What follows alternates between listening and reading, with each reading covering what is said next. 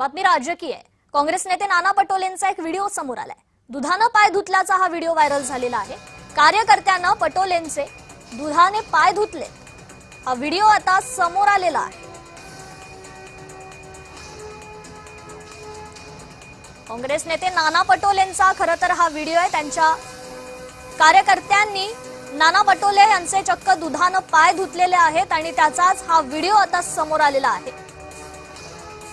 काही फोटो देखील समोर आलेले आहेत। दुधाने पाय धुत या ठिकाणी त्यांचा सत्कार करण्यात आलाय, त्यांच्यावर पुष्पवृष्टी करण्यात आलेली आहे। हे फोटो देखील काही समोर आलेले आहेत। काँग्रेस नेते नाना पटोले आणि त्यांचे कार्यकर्ते या फोटोमध्ये पाहायला मिळतात आणि हाच तो व्हिडिओ जो समोर आलेला आहे। या कार्यकर्त्यांनी नाना पटोलेंचे दुधाने पाय धुतलेले आहेत। त्यामुळे आता एकूणच राजकीय क्षेत्रात या व्हिडिओची चर्चा होतीये। काँग्रेस नेते नाना पटोलेंचा हा व्हिडिओ आहे। या व्हिडिओमध्ये नाना पटोलेंचे जे कार्यकर्ते आहेत ते त्यांचे दुधाने पाय धुत आहेत। तर हे फोटो देखील काही समोर आलेले आहेत। त्यांच्यावर पुष्पवृष्टी देखील त्यानंतर करण्यात आलेली आहे। काँग्रेस नेते नाना पटोलेंचा हा व्हिडिओ समोर आलेला आहे, ज्यामध्ये नाना पटोलेंचे दुधाने पाय धुण्यात आलेले आहेत त्यांच्याच कार्यकर्त्यांकडून। अधिक अपडेट घेऊयात आपले प्रतिनिधी मनोज गायकर यांच्याकडून। मनोज, खरं तर नाना पटोलेंचा हा व्हिडिओ, या व्हिडिओत स्पष्टपणे दिसतंय त्यांचे कार्यकर्ते दुधाने त्यांचे पाय धुत आहेत। काय अधिकची माहिती आहे या व्हिडिओबद्दल? नक्कीच आपण या ठिकाणी बघितलं तर काँग्रेसचे माजी प्रदेशाध्यक्ष नाना पटोले यांचा एक व्हिडिओ व्हायरल होत आहे आणि त्या व्हिडिओमध्ये आपण बघतो नाना पटोले यांचे कार्यकर्ते दुधाने पाय धुवत आहेत। हा व्हिडिओ व्हायरल होत आहे आणि त्यामध्ये आपण बघतो काँग्रेसच्या विचारधारेविरोधात नाना पटोलेंची कृती या ठिकाणी दिसून येत आहे। त्यामुळे आपण या ठिकाणी बघितलं तर ज्या काँग्रेसची भूमिका राहिलेली आहे त्या काँग्रेसच्या भूमिकेवरती आता विरोधात ही भूमिका अगदीच। मनोज, मी काही वेळ तुम्हाला थांबवते। आपल्यासोबत भाजप प्रवक्ते खरं तर अजित चव्हाण जोडले गेलेले आहेत। अजितजी, नाना पटोलेंचा हा व्हिडिओ समोर आलेला आहे। हा व्हिडिओ आपण बघितला असेल तर यात कार्यकर्त्यांनी त्यांचे दुधाने पाय धुतलेले आहेत। तुमची प्रतिक्रिया काय यावर? कधीतरी काँग्रेसचे लोक सनातन विचाराच्या मागे येतील असं आम्ही म्हणायचो, तेव्हा आमच्या विचाराला ही मंडळी हसायची।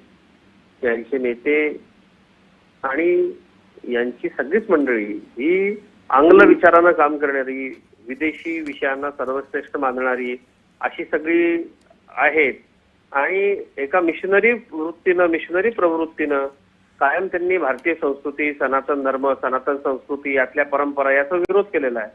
आता हे पाय दुधानं धुत असतानाचा नेमका संदर्भ काय आहे हे जर आपल्याला कळालं तर आपल्याला अधिक स्पष्ट याच्यावरती बोलता येईल। पण व्यक्ती महात्म्य माजवणं हे काही समाजामध्ये बरोबर नसतं, तसं करताना ते दिसत आहेत।